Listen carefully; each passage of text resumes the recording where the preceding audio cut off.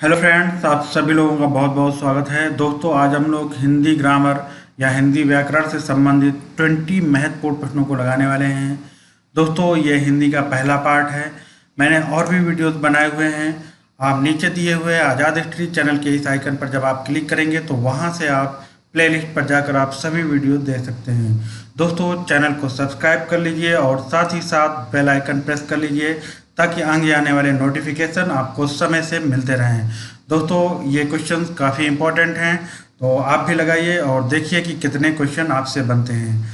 ठीक है दोस्तों, तो स्टार्ट करते हैं। क्वेश्चन नंबर फर्स्ट है, भाषा की सबसे छोटी इकाई है ए स्वर, बी वर्ड या अक्षर, सी शब्द, डी व्यंजन। दोस्तों, अगर आपने आंसर दिया है बी नंबर तो बिल्कुल सही।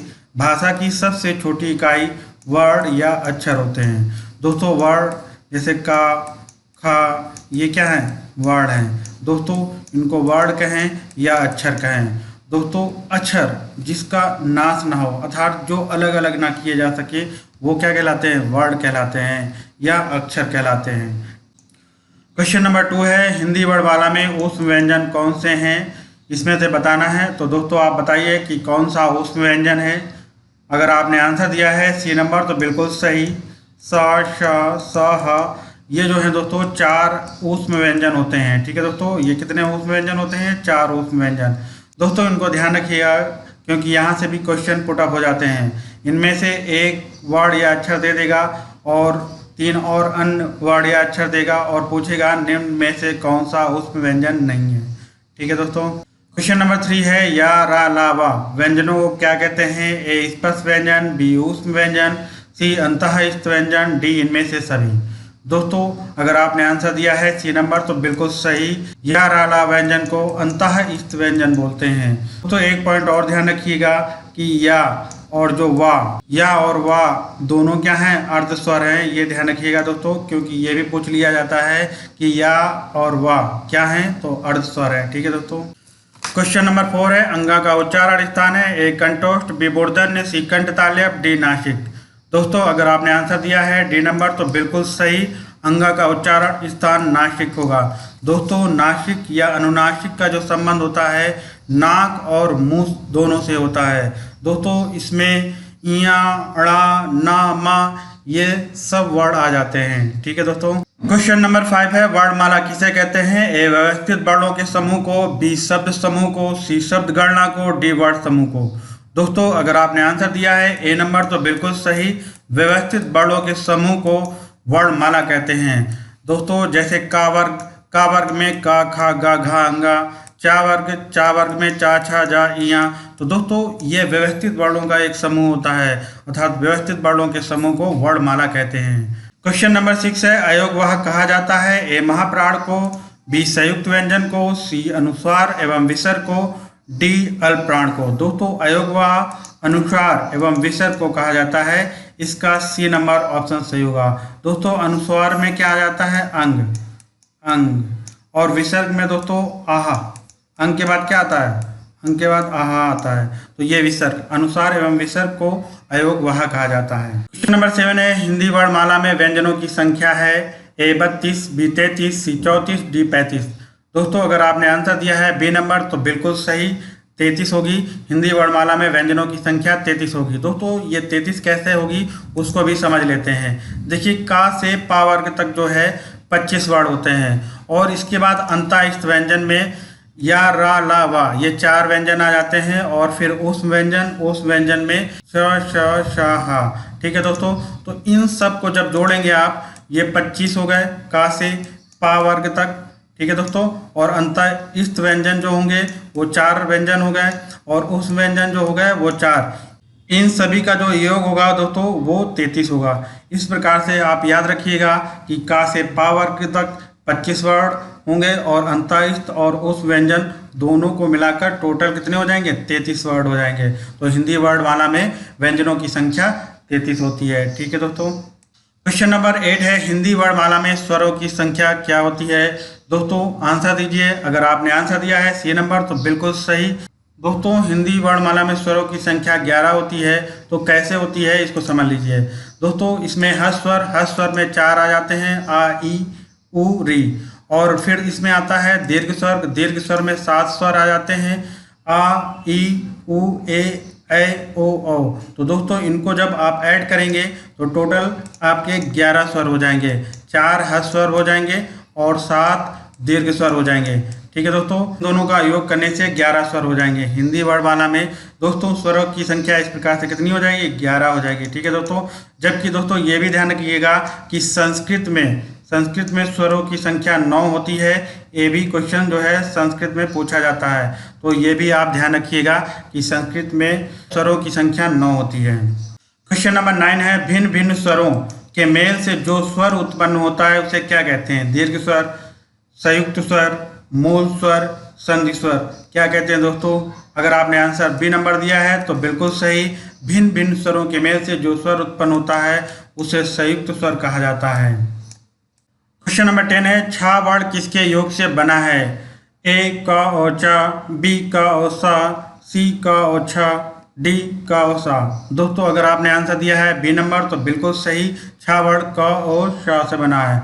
दोस्तों और भी वर्ड को देख लीजिए, जैसे त्रा, ता और रा से मिलकर बना है, और ये स्रा, सा और रा से मिलकर बना है। दोस्तों तो ये जो वर्ड होते हैं वो संयुक्त वर्ड कहलाते हैं, और इसका जो दोस्तों आंसर होगा वो बी नंबर होगा। दोस्तों ये ध्यान रखिएगा कि छा में सा आता है, ये सा नहीं आता है। ठीक है दोस्तों, तो इसका बी नंबर ऑप्शन सही होगा। दोस्तों इनको भी याद रखिएगा क्योंकि यहाँ से भी क्वेश्चन पुट अप होते हैं। क्वेश्चन नंबर 11 है, अर्ध स्वर है ए, ई या उ, बी री या री, सी री या सा, डी या वा। दोस्तों मैंने बताया था कि आपको जो अंतःस्थ व्यंजन होते हैं या, रा, ला, वा बताया था दोस्तों, उसमें से या और वा ये जो हैं अर्ध स्वर होते हैं। ठीक है दोस्तों, क्वेश्चन नंबर 12 है, वर्णों के उस समूह को जिससे कोई एक निश्चित अर्थ निकलता है कहा जाता है? ए वर्ण, बी शब्द, सी वर्ण समूह, डी उपरोक्त सभी। दोस्तों जैसे का, ये का एक वर्ड है। ठीक है दोस्तों, और वा भी एक वर्ड है। ठीक है दोस्तों, का और बा ये मिलकर क्या बनाएंगे? कब बनाएंगे, और कब से क्या है? एक निश्चित अर्थ निकल रहा है। ठीक है दोस्तों, तो दोस्तों जब कोई एक निश्चित अर्थ निकलता है तो वो क्या कहलाता है? एक शब्द कहलाएगा। ये क्या है दोस्तों? एक शब्द है, तो इसका आंसर क्या होगा? बी नंबर, शब्द। ठीक है दोस्तों, वर्णों के उस समूह को जिससे कोई निश्चित अर्थ निकलता है तो उसे शब्द कहा जाता है। क्वेश्चन नंबर 13 है, घा का उच्चारण स्थान क्या है? ए मूर्धन, बी कंठ, सी दंत, डी तालु। दोस्तों इसका अगर आपने आंसर दिया है कंठ तो बिल्कुल सही। घा का उच्चारण स्थान कंठ होगा। दोस्तों कंठ में देखिए घा ये है और घा देखिए यहाँ पे है, और कंठ से जो दोस्तों है का वर्ग का जो उच्चारण स्थान होता है वो कंठ होता है। और दोस्तों ये 3 वर्ड जो हैं इनको भी साथ साथ ध्यान रखिएगा कि आ और बड़ा आ और हा ये तीनों जो हैं दोस्तों इनका भी उच्चारण स्थान कंठ होता है। ठीक है दोस्तों, अब चा वर्ग, दोस्तों चा वर्ग जो होता है वो तालव्य या तालु से जो है संबंधित होता है। ठीक है दोस्तों, चा वर्ग में चा, छा, जा, इया। और दोस्तों ये जो 4 वर्ड होते हैं इनका भी जो उच्चारण स्थान होता है वो भी तालु होता है, ई, यस। ठीक है दोस्तों, तो इनको भी याद रखिएगा। और दोस्तों मूर्धन्य से संबंधित टा वर्ग होता है। टा वर्ग में जो टा, ठ, ड, ढ, ड़ ये सब मूर्धन्य होते हैं। और दोस्तों इन 3 वर्डों को भी ध्यान रखिएगा क्योंकि यहाँ से भी क्वेश्चन पुट अप होते हैं। री, सा, रा। ठीक है दोस्तों, इनका भी जो उच्चारण स्थान होता है वो मूर्धन्य होता है। और दोस्तों जो दंत ता वर्ग से संबंधित होता है। जो ता वर्ग से संबंधित होते हैं ता, था, दा, धा, ना ये इनका जो उच्चारण स्थान होता है दंत होता है। और दोस्तों इसमें जो 2 वर्ड आते हैं ला और सा इनको भी याद रखिएगा, इनका भी जो उच्चारण स्थान होता है वो दंत होता है। दोस्तों आखिरी जो बचता है वो ओष्ठ। ठीक है दोस्तों, जब पा वर्ग को बोलेंगे तो ओट का प्रयोग किया जाएगा। ठीक है दोस्तों, ओट का प्रयोग जैसे बोलेंगे आप पा। ठीक है दोस्तों, तो ओट का प्रयोग हो रहा है। दोस्तों पा वर्ग में पा, फा, ब, भ, मा ये 5 वर्ड आ जाएंगे, और इसके साथ 2 वर्ड उ और बड़ा उ ये दोनों भी आ जाएंगे। तो दोस्तों इनको भी ध्यान रखिएगा क्योंकि यहाँ से भी क्वेश्चन पुट अप होते हैं। ठीक है दोस्तों, क्वेश्चन नंबर 14 है, किन ध्वनियों को अनुस्वार कहा जाता है? ए व्यंजन के बाद आने वाली ध्वनियाँ, बी स्वतंत्र रूप से उच्चारित ध्वनियाँ, सी स्वर के बाद आने वाली नासिक ध्वनियाँ, डी स्वर के साथ आने वाली ध्वनियाँ। तो अनुस्वार जैसे अंग है, ठीक है ना दोस्तों, अंग में आ क्या है, स्वर है ना, तो पहले क्या आ रहा है, स्वर। तो देखिए दोस्तों, स्वर के बाद आने वाली नासिक ध्वनियाँ को क्या कहा जाता है, अनुस्वार कहा जाता है। तो ये ध्यान रखिएगा, आ पहले स्वर है, फिर इसको जब उच्चारण करेंगे अंग, तो इसके बाद क्या आ रहा है, नासिक ध्वनियाँ आ रही हैं। तो स्वर के बाद आने वाली नासिक ध्वनियाँ जो होती हैं अनुस्वार कहलाती हैं। ठीक है दोस्तों, इसका सी नंबर ऑप्शन सही होगा। क्वेश्चन नंबर 15 है, हिंदी भाषा की वह ध्वनियाँ जो स्वतंत्र रूप से बोली वाली की जाती हैं। ए व्यंजन, बी अक्षर, सी स्वर, डी वर्ण। दोस्तों क्या कहलाती हैं, अगर आपने आंसर दिया स्वर तो बिल्कुल सही, इसका सी नंबर ऑप्शन सही होगा। वह ध्वनियाँ जो स्वतंत्र रूप से बोली वाली की जाती हैं स्वर कहलाती हैं। दोस्तों जैसे स्वर में आ, ये क्या है, स्वतंत्र है पूर्ण रूप से। आ, ये भी क्या है, स्वतंत्र है।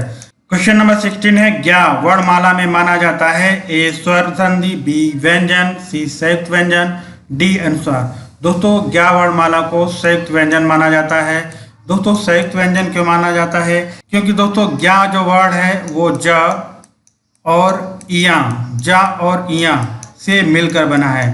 ठीक है दोस्तों, ज और इया से जो है ज्ञ वर्ड बना है, इसलिए दोस्तों इसको संयुक्त व्यंजन माना जाता है। क्वेश्चन नंबर 17 है, हिंदी वर्णमाला में अयोगवह वर्ण कौन से हैं। दोस्तों अयोगवह वर्ण वह वर्ण होते हैं जिनमें अनुस्वार और विसर्ग होते हैं। ठीक है दोस्तों, और इसमें ए नंबर में देखिए दोस्तों, अनुस्वार और विसर्ग दोनों हैं। ठीक है दोस्तों, तो ये क्या है, हिंदी वर्णमाला में अयोगवह वर्ण है। ठीक है दोस्तों, ए मूर्धन्य, बी नासिक, सी कंठ तालव्य, डी ओष्ठ। दोस्तों अगर आपने आंसर दिया है सी नंबर तो बिल्कुल सही।